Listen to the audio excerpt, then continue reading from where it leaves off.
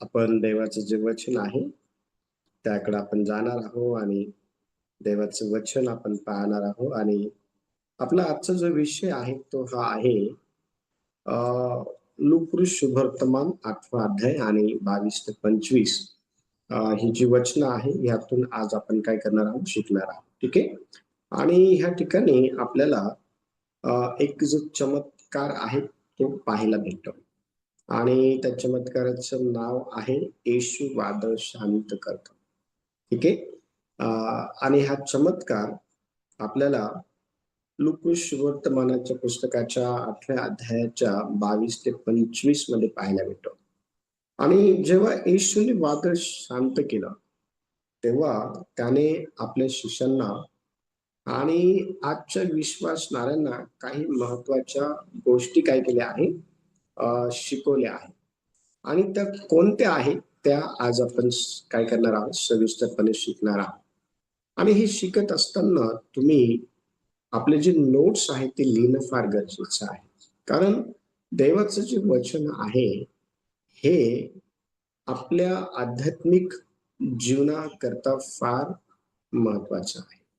कारण पवित्र शास्त्रामध्ये नीतिसूत्रच्या पुस्तकात वचन सांगतं की तू आपल्या मुलास काय कर, योग्य ते शिक्षण दे, अशासाठी की वृद्धपणीही तो त्यापासून परावृत्त होणार नाही.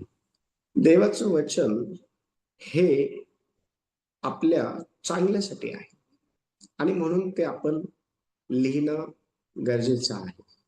पवित्र शास्त्रात तुम्ही जेव्हा वचन वाचता ते वचनाच्या खाली अंडरलाईन करत चला, अशासाठी की तुम्हाला त्या वचनातून काहीतरी नवीन गोष्टी देवाच्या सानिध्यात वाचन करत असताना शिकायला मिळालं आणि तुमचं जीवन तसं बनलं.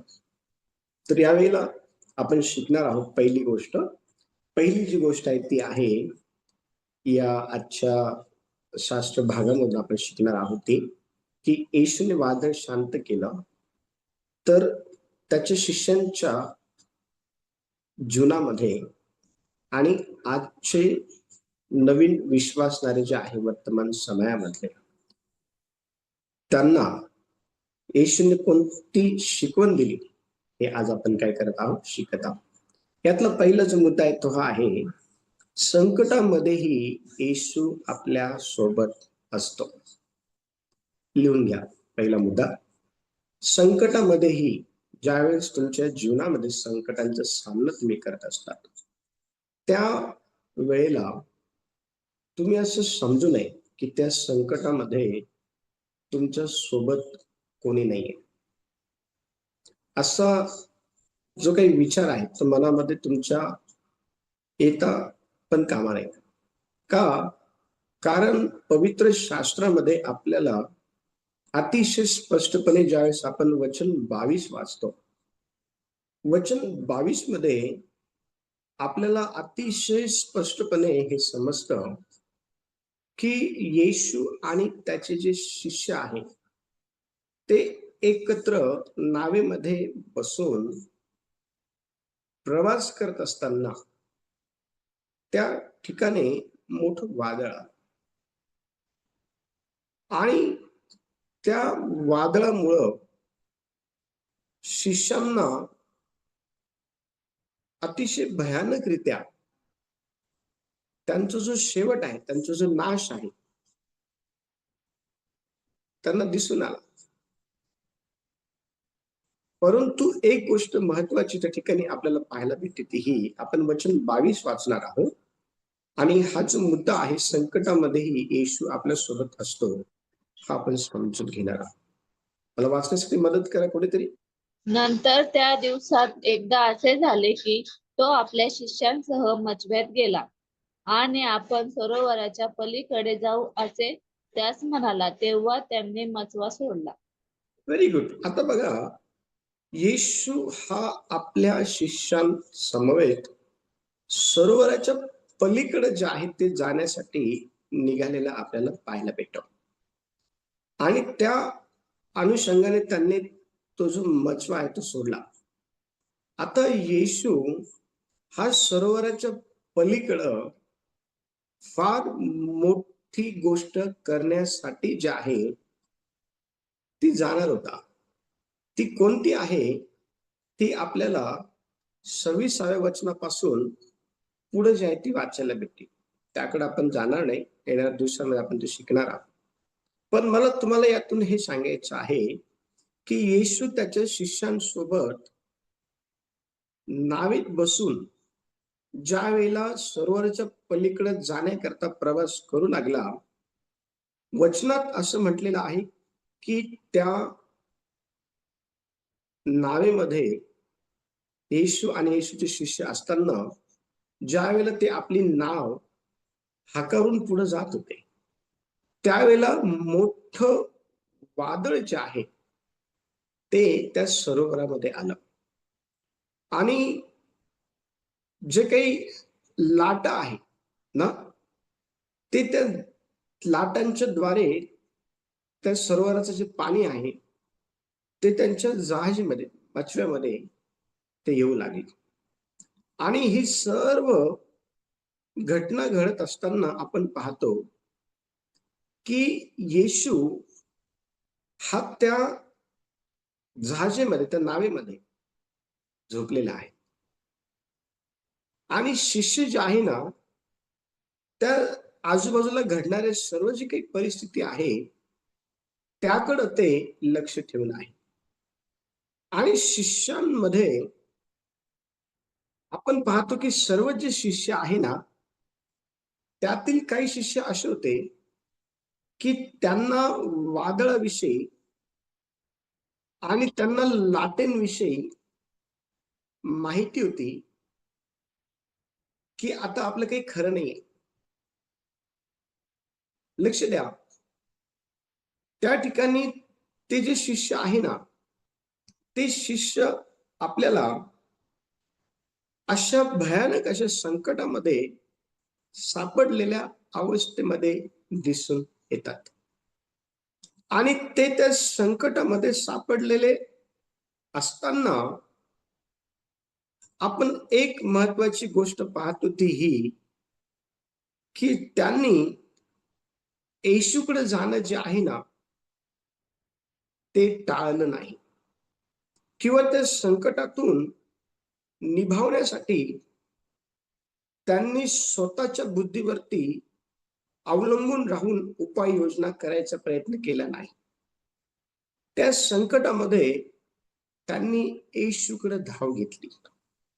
आता यातून आपण काय शिकतो, तर वर्तमान समयामध्ये विश्वासणारे या नात्याने आपण ख्रिस्ती जीवन जगत असताना आपल्याला देखील संकटांचा जो सामना आहे तो अनेक वेळा करावा लागत असतो आणि ज्या ज्या वेळेला आपल्याला संकटाचा सामना हा कोणत्या ना कोणत्या माध्यमातून करावा लागत असतो, त्यावेळेला आपण त्या संकटातून निभावण्याकरता स्वतःच्या युक्त्या किंवा स्वतःच्या बुद्धीचा वापर जो आहे ना करू नये, तर आपण त्यावेळेला देवाकडे जाऊन देवाला आपल्या संकटाविषयी सांगणं फार गरजेचं आहे. का माहिती का? कारण पहा, मत्तयाचं जे पुस्तक आहे 28वा अध्याय ज्यावेळेस आपण काढतो, मत्तयाचे पुस्तक 28वा अध्याय आणि त्याचं जे वचन 20 आहे, बघा त्या ठिकाणी काय लिहिण्यात आलेलं आहे. वचन 20, जे काही मी तुम्हाला आज्ञा दिले ते सर्व त्यास पाळावयास शिकवा आणि पहा, युगाच्या समाप्तीपर्यंत मी सर्व दिवस तुमच्या बरोबर आहे. Very good. आता ह्या ठिकाणी प्रभू येशू एक अभिवचन देत आहे आणि ते अभिवचन काय आहे माहिती का, की युगाच्या समाप्तीपर्यंत मी सर्व दिवस. आता वर्षामध्ये किती दिवस असतात कोणी सांगू शकता? 300. 365. व्हेरी गुड, 365 दिवस, बरोबर आहे का? एका वर्षामध्ये किती दिवस असतात? चर्च. 362. Okay, very good.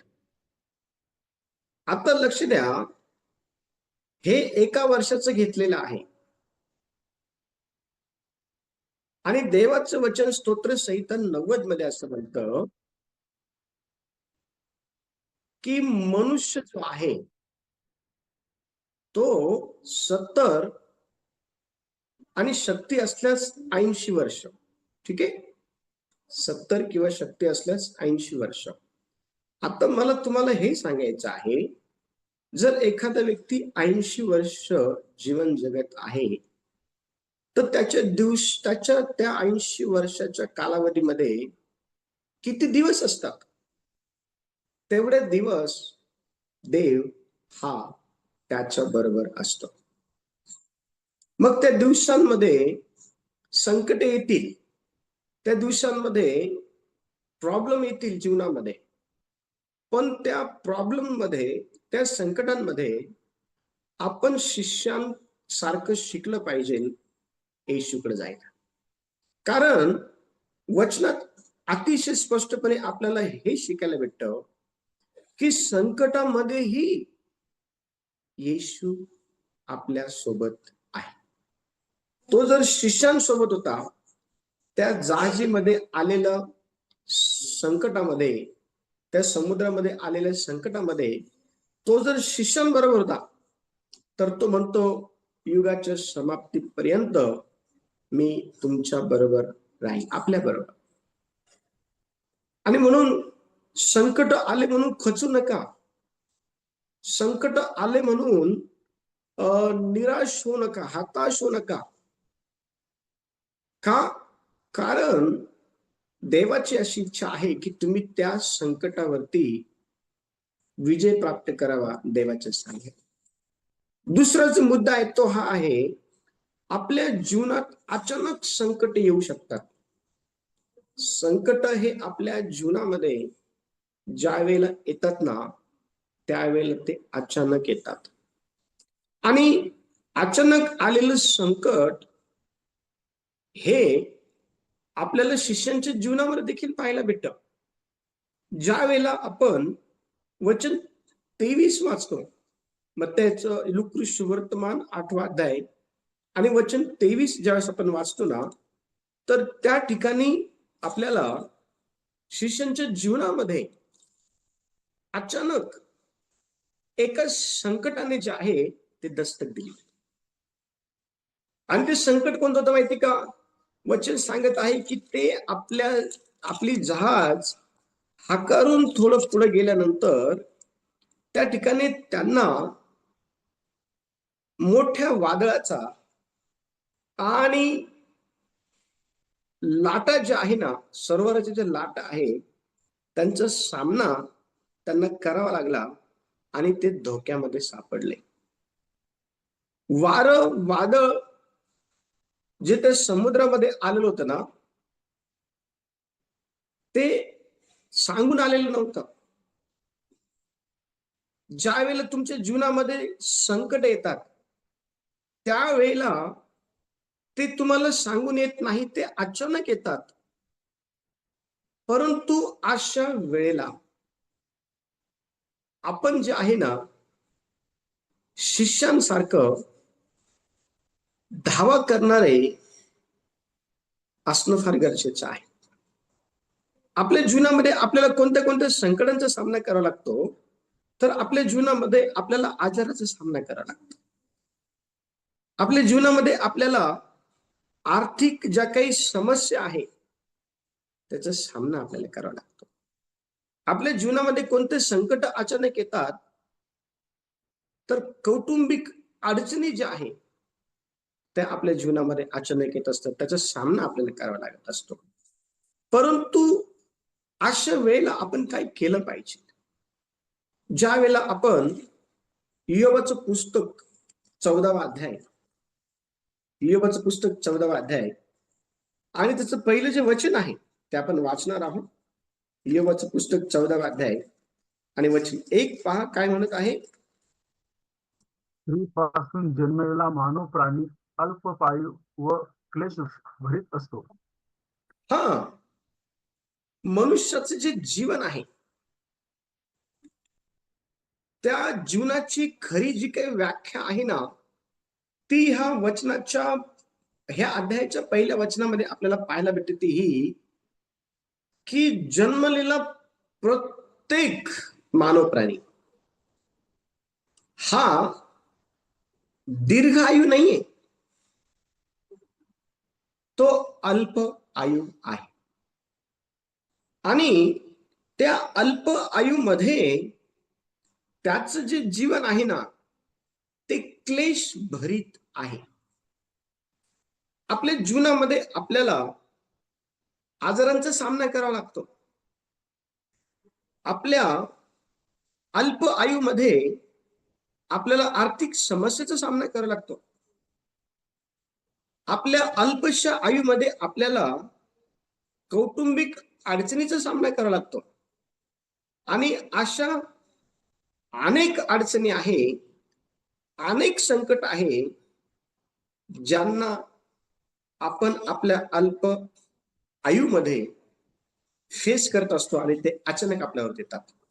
पण अशा वेळेला आपण काय केलं पाहिजे, तर देवाचं वचन अतिशय स्पष्टपणे आपल्याला मत्तयाच्या पुस्तकाच्या लुकऋष वर्तमानाच्या 8व्या अध्यायामध्ये ज्या वेळेस आपण वचन वाचतो ना, तिथं स्पष्टपणे आपल्याला हे पाहायला भेटतं की शिष्य जे आहे ना, ते येशूकडे गेले आणि त्यांनी येशूला जे आहे त्या संकटामध्ये मदत मागितली. त्यांनी येशूचा धावा त्या संकटामध्ये केला. तसंच आपण देखील आपल्या जीवनामध्ये अचानकपणे येणारं जे संकट आहे ना, त्याचा सामना ज्यावेळेस आपल्याला करावा लागतो, त्यावेळेला आपण त्याचा सामना करून त्याच्यावरती विजय मिळवू शकत नाही.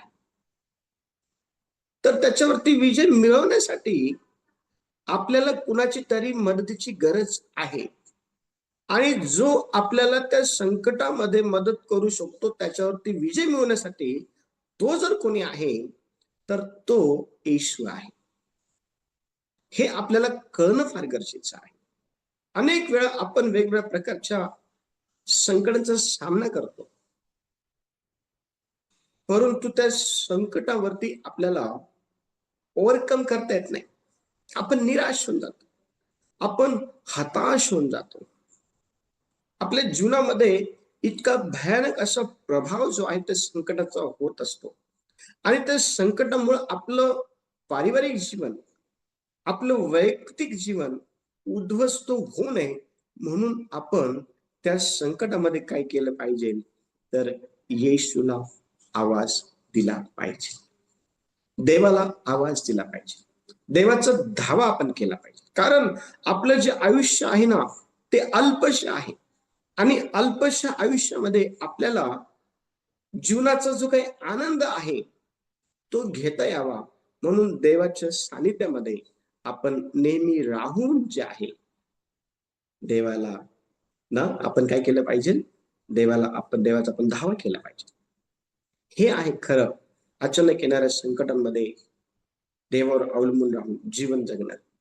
त्याच्यानंतर पुढचा जो मुद्दा आहे, तिसरा मुद्दा, संकटात घाबरण्याऐवजी येशूवर विश्वास ठेवा. अनेक वेळा लोक जे आहे ना, संकट आलं की घाबरतात. देवाचं सांगतं, जर संकट समयी तुझी शक्ती जर क्षीण झाली, लक्ष द्या, तर मग काय फायदा, ती फार कमी आहे. लक्ष द्या, आपण वर्तमान समयामध्ये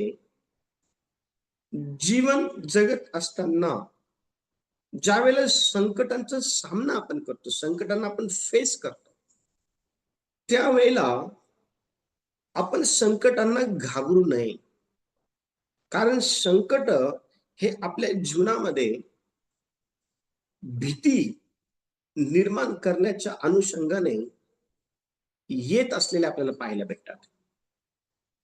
आणि भीती ही आपल्या जीवनामध्ये वेगवेगळ्या प्रकारच्या समस्यांना जे आहे ते उत्पन्न करत असते. आणि म्हणून देवाचं वचन सांगतं की संकटात घाबरण्याऐवजी आपण येशूवरती विश्वास ठेवला पाहिजे.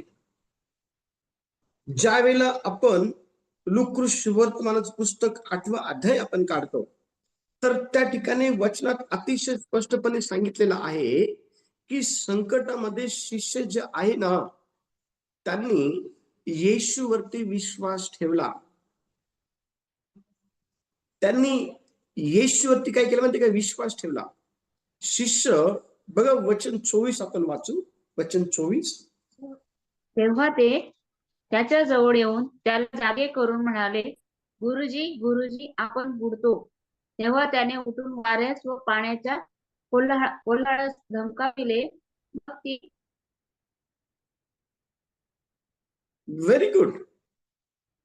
बघा, वचनामध्ये अतिशय स्पष्टपणे आपल्याला पाहायला भेटते की शिष्य संकटामध्ये सापडलेले असताना ते येशूकडे आले आणि त्यांनी येशूला जाग केलं आणि म्हटले की आम्ही जे आहे ते बुडत आहोत.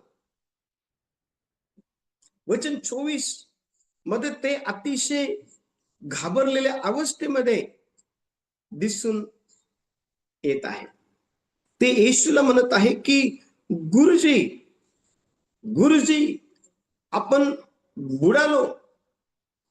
गुरुजी, आम्हाला वाचवा. गुरुजी, आता ह्या लाटांमुळं, ह्या समुद्रामध्ये आलेल्या वादळामुळं आम्ही वाचू हे अशक्य आहे.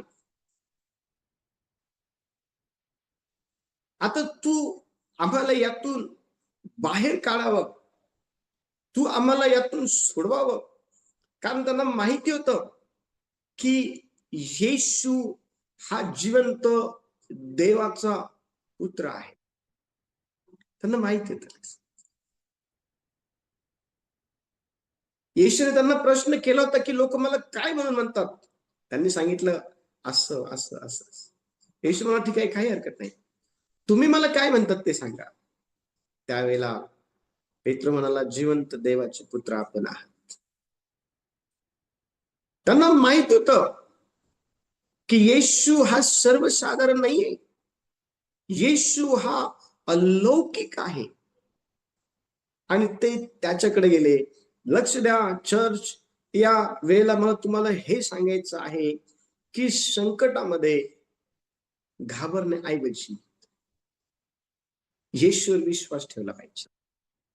संकटामध्ये घाबरण्याऐवजी, संकट तुम्हाला घाबरण्यासाठी येतील, संकट तुमचं जीवन उद्ध्वस्त करण्यासाठी, संकट हे तुमच्या जीवनामध्ये उथल पुथल करण्यासाठी येईल.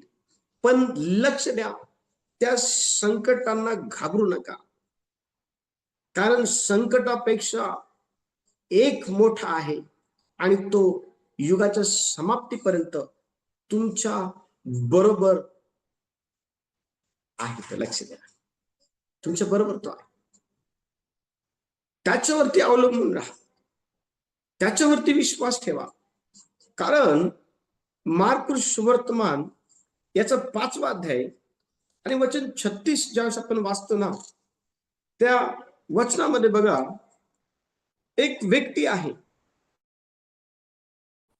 त्या व्यक्तीने येशूवरती विश्वास ठेवला. येशूने त्या व्यक्तीला सांगितलं, विश्वास धर फक्त, दुसरं काही नाही. संकटातून बाहेर निघायचं असेल, परेशानीतून बाहेर निघायचं असेल, जीवनात आलेल्या भयानक अशा परिस्थितीतून बाहेर निघायचं असेल, तर त्यासाठी फक्त आपण देवावरती विश्वास ठेवला पाहिजे.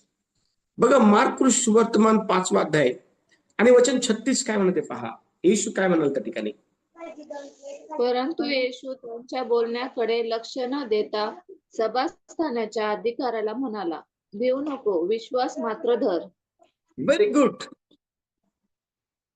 येशूने त्या ठिकाणी त्या यायराला, ज्याची 12 वर्षाची मुलगी आजारी असताना मरण पावली आणि ती मुलगी एकूण ते एक होती. इतकं मोठं संकट यायराच्या जीवनावरती आलेलं होतं.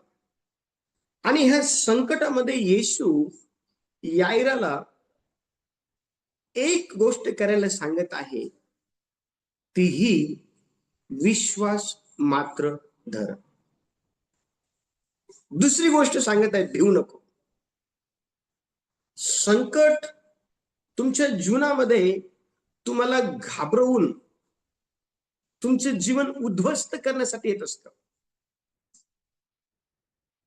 परंतु त्या संकटामध्ये तुम्ही देवावर विश्वास ठेवला पाहिजे.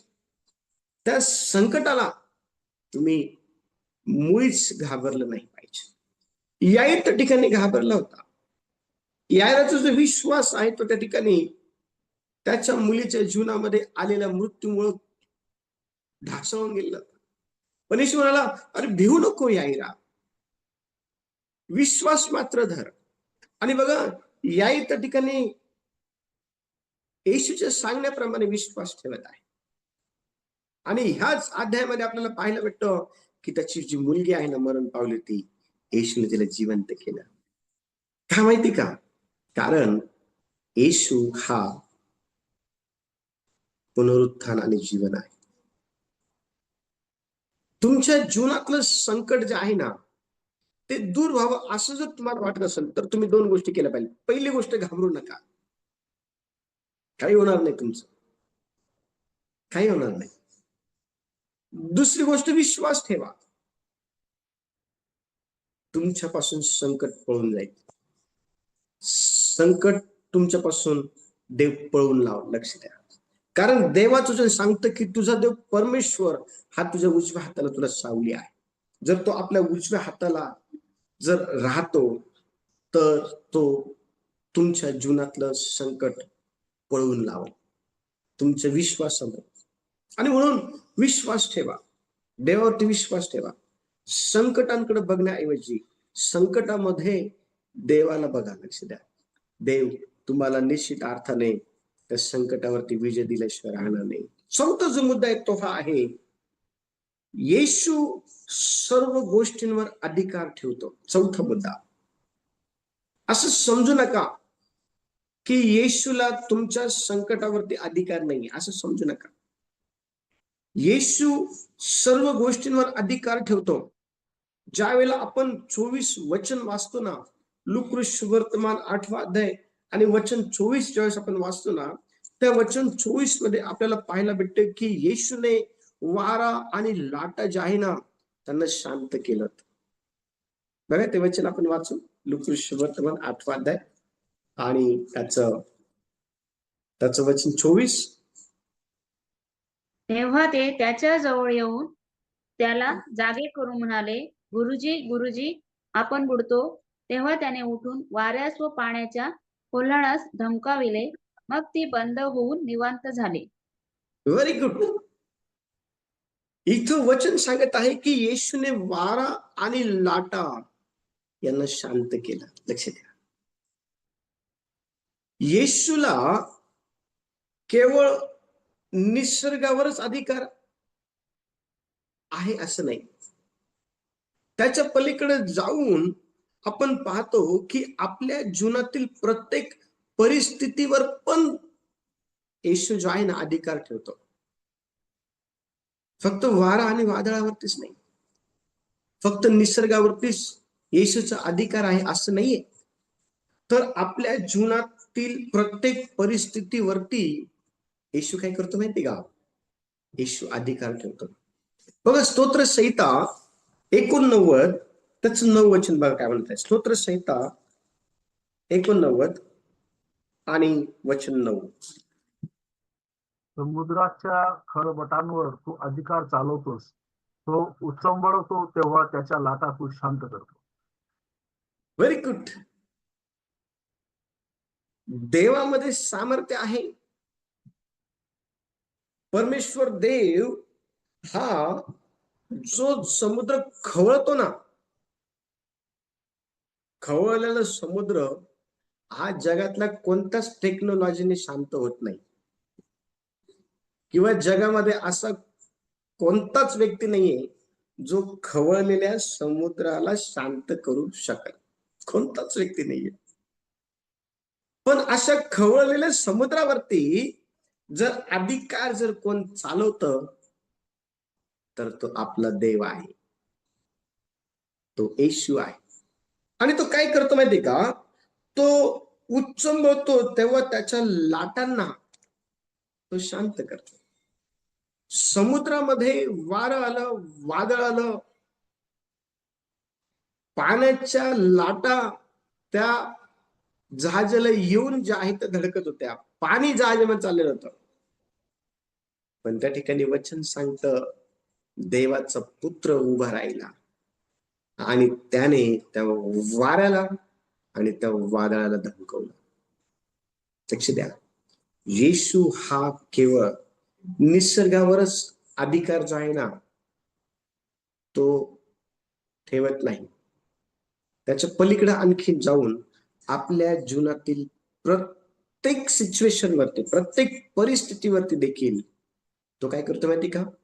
अधिकार ठेवतो. आणि म्हणून त्याला कळतं की आपल्याला कोणत्या परिस्थितीमध्ये कसं जे आहे ते निभावून बाहेर काढायचंय. आणि म्हणून आपल्या जीवनामध्ये आपण ही गोष्ट लक्षात ठेवली पाहिजे की सर्व जे अधिकार आहे सर्व गोष्टींवरती ते येशूला आहे. येशू म्हणतो बघा, स्वर्ग आणि पृथ्वीचा सर्व अधिकार मला देण्यात आलेला आहे. बघा, मत्तयाचं पुस्तक आपण काढू, 28वा अध्याय. मत्तयाचं पुस्तक 28वा अध्याय आपण काढू. आणि मत्तयाच्या पुस्तकाच्या 28व्या अध्यायामध्ये आपण ज्यावेळेस येतो ना त्या ठिकाणी अतिशय स्पष्टपणे देवाचं वचन आपल्याला सांगतं. 18 मध्ये बघा, 18. तेव्हा येशू जवळ येऊन त्यांच्याशी बोलताना म्हणाला, स्वर्गात आणि पृथ्वीवर सर्व अधिकार मला दिलेला आहे.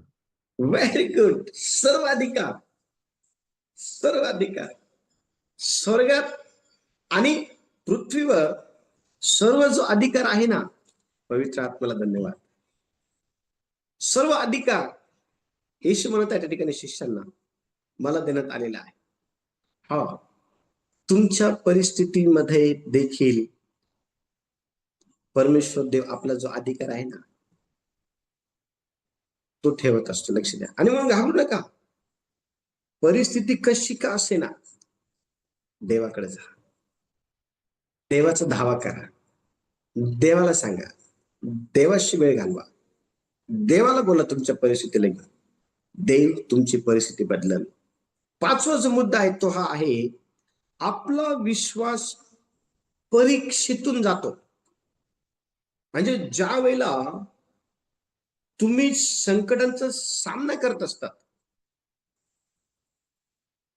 ज्या वेळेला तुमच्या जीवनामध्ये तुम्हाला परीक्षांचा सामना करावा लागतो, त्यावेळेला तुमचा जो विश्वास आहे ना देवावरचा तो त्यातून चालत असतो. तो विश्वास त्यातून जात असतो.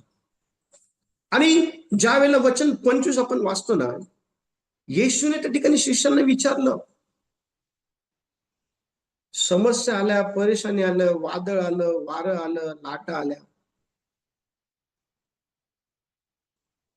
मी तुमच्या बरोबर होतो त्यावेळेला, असं नव्हतं की नव्हतं. मग मी तुमच्या बरोबर असताना तुमचा विश्वास कुठं आहे? बघा वचन 25 काय म्हणत आहे. लूक 8:25. तेव्हा तेव्हा त्यानुसार त्यास म्हटले, तुमचा विश्वास कोठे आहे? ते भयभीत होऊन विस्मित झाले व एकमेकास म्हणाले, आहे तरी कोण?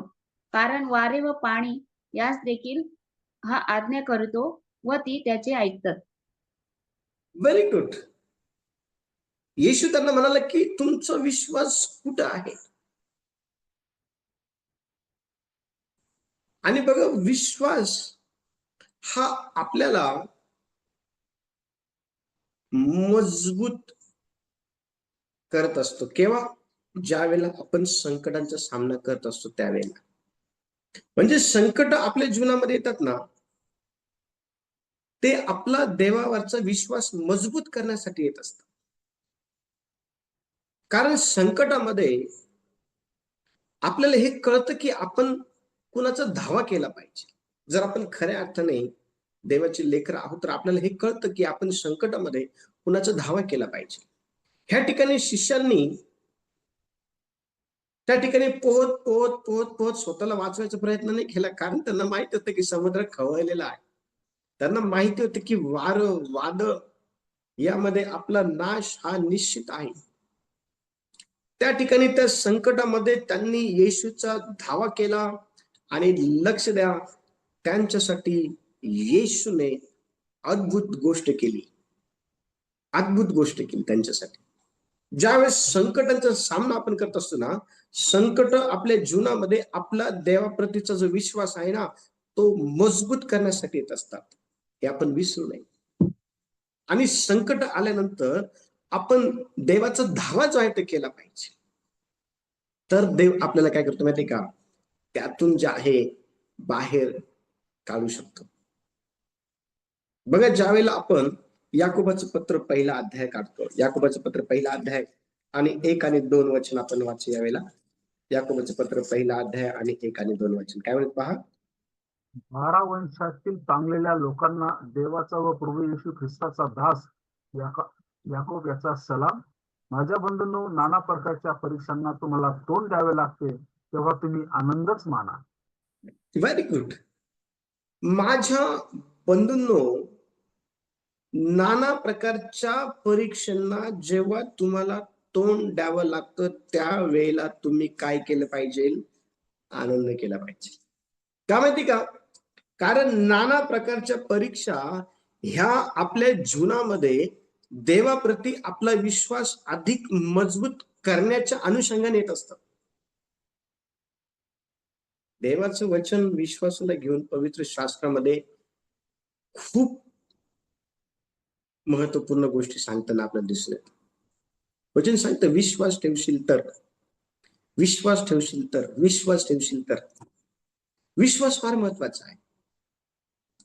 आपला विश्वास जो आहे ना, हा फार महत्वाचा आहे आणि तो दिवसेंदिवस मजबूत होणं देखील गरजेचं आहे. आणि तो मजबूत व्हावा यासाठी अनेक वेळा आपल्याला परीक्षेतून जावं लागत असतं. आणि परीक्षा काय करता माहितीये का? आपला जो विश्वास आहे ना, तो मजबूत करत असतात. यायराला मजबूत केलं त्याच्या जीवनात असलेल्या त्या संकटाने.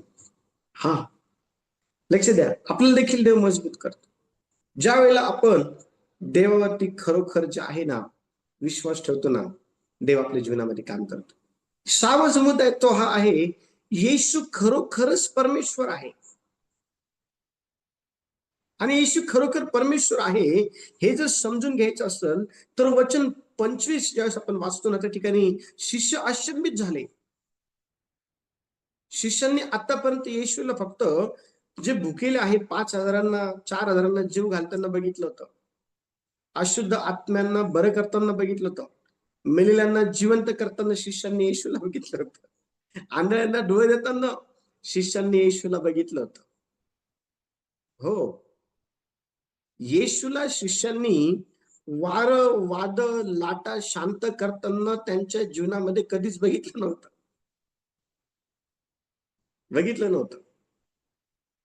पहिल्यांदा ते ह्या ठिकाणी येशूला वार वाद लाटा शांत करताना पाहत आहे. बघा वचन 25 काय सांगत आहे. वचन 25, लूक 8वा अध्याय वचन 25. तेव्हा त्याने त्यास म्हटले, तुमचा विश्वास कोठे आहे? ते भयभीत होऊन विस्मित झाले व एकमेकास म्हणाले, हा आहे तरी कोण? कारण वारे व पाणी यास देखील हा आज्ञा करीतो व ती त्याचे ऐकतात.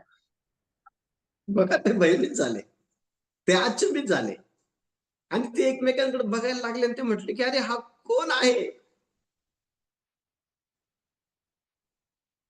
कोण आहे हा? वार आणि वादळ त्याचं ऐकतात. वार, पाणी, लाटा, समुद्र त्याचं ऐकतात.